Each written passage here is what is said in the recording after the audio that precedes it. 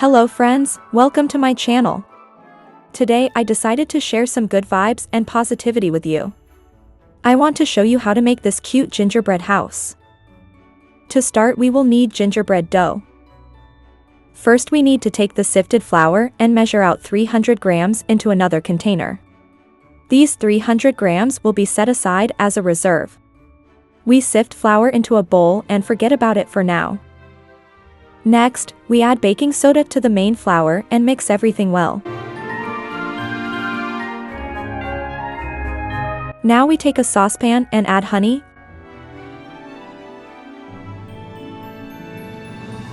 half of sugar, cinnamon, ginger, and other spices you like. The more spices you see, the more aromatic your cookies will be.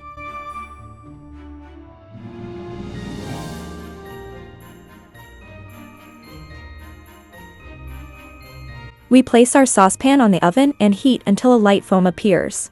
While our mixture is heating up, we beat the eggs with remaining sugar until it lightens in color and increases in volume, about 2 minutes.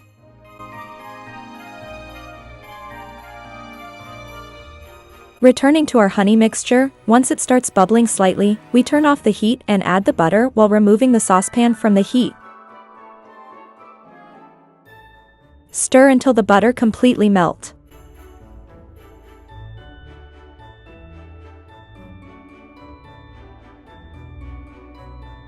Once melted, I usually strain this mixture through a sieve to remove any crystallized pieces that may have formed during heating. Now we need to mix our egg mixture with the honey mixture thoroughly until homogeneous.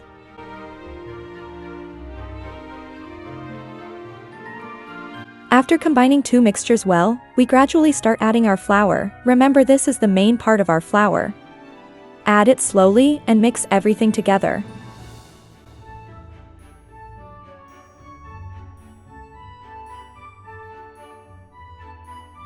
When it becomes difficult to mix with whisk, we sprinkle our table with flour and transfer our dough onto the table to knead it by hand.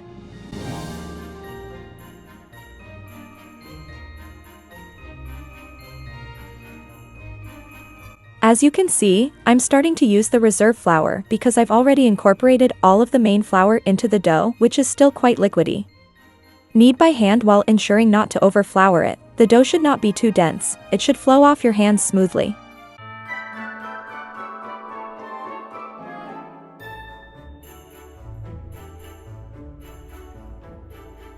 In total, I used not all of that flour, about 100 grams remains unused. The dough should be very soft and not dense or sticky. Once you place your dough in the refrigerator, it will stabilize and achieve the desired structure. Now it's ready. So you can see it flows off my hands.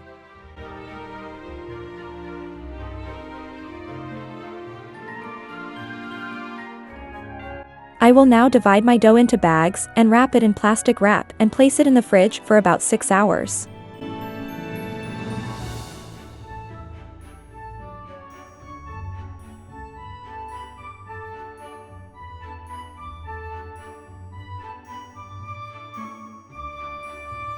Next, I'll show you how I cut out parts for my house using templates I drew by hand. This will be as the base where I'll attach my house, approximately 19 by 19 centimeters. One wall will have windows while another will be solid without windows. This will be my facade with a door and windows, while another part opposite will also be solid without doors and windows. For the roof template, I only need one template since there will be two identical roof parts. Of course, I drew this door template by hand as well, however you can find templates online that suit your preferences better. Now that my dough has rested in the fridge for some time, I'll roll it out on parchment paper since it's cold and can be tricky to roll out initially.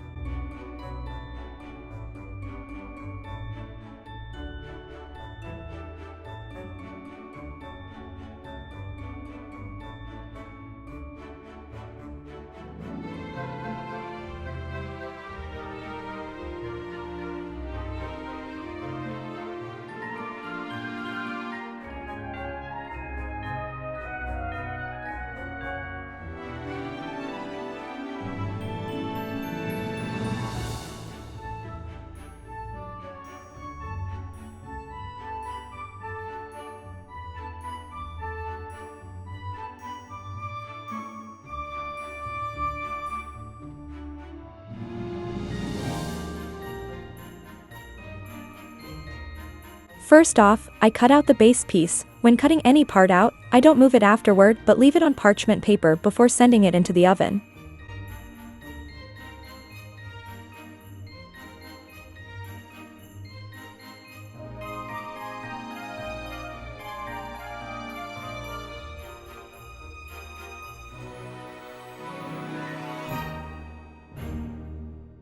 Each part bakes for about 10 minutes.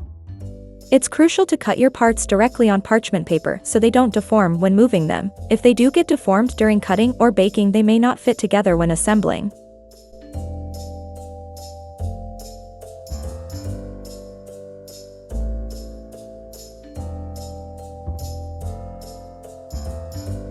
Now that all my pieces are baked, I leave them upside down on a flat surface to cool so that they are even on all sides.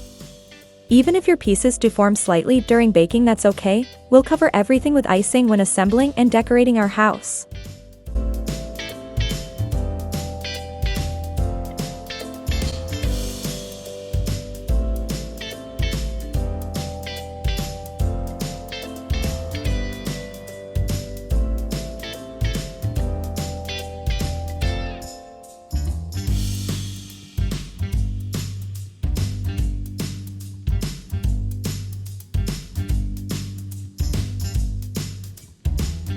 Now let's prepare icing using just 2 ingredients, egg whites and powdered sugar. Sifting is essential as there may be large particles in powdered sugar that we don't want in our icing. For 1 egg white, use 250 grams of powdered sugar. For this house I'm using 2 portions, 2 egg whites and 500 grams of powdered sugar.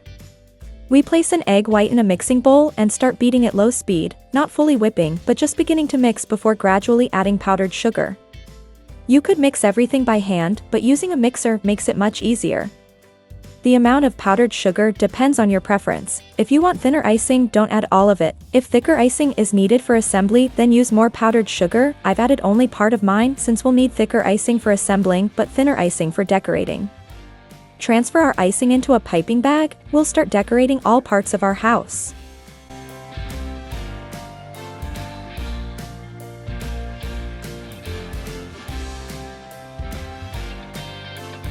Cut off the tip of your piping bag and let your imagination run wild.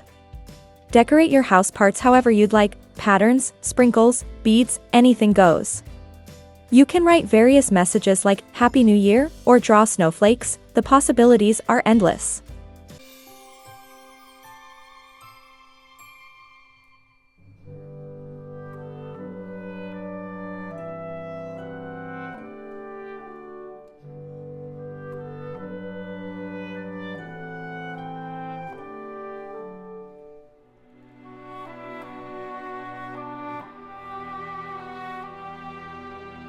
Kids usually love decorating houses. They enjoy being involved in baking and assembling.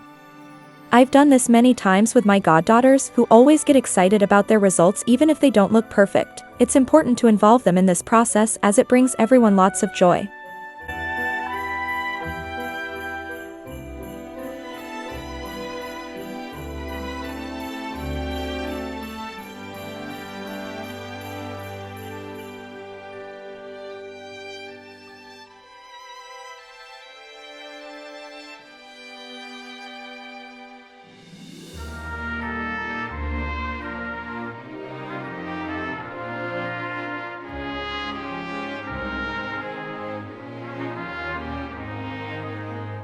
Typically during winter holiday, themes like these houses are decorated with various patterns resembling frost on windows due to snow. The roof can be covered entirely with icing because it's dusted with snow.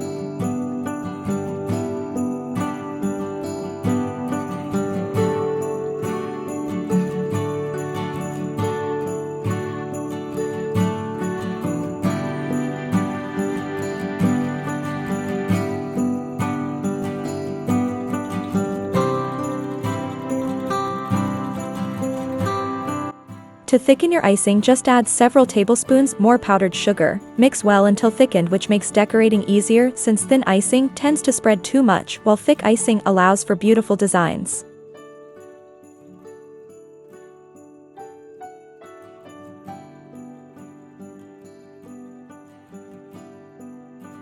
Now I'll transfer my thick icing into another piping bag fitted with a leaf tip nozzle. Using this nozzle, I'll create lovely patterns on my house.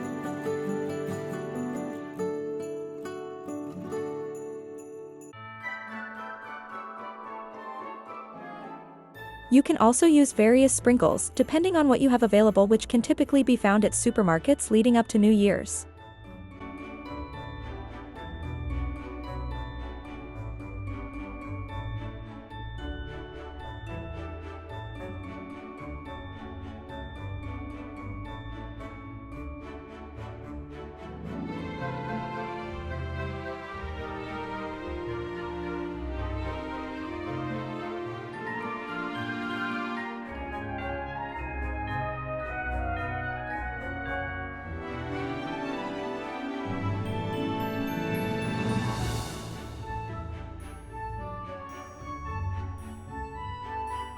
Lastly, decorate your roof as well with beads or any other embellishments. You could even write greetings like Happy New Year or dedicate this house if gifting it.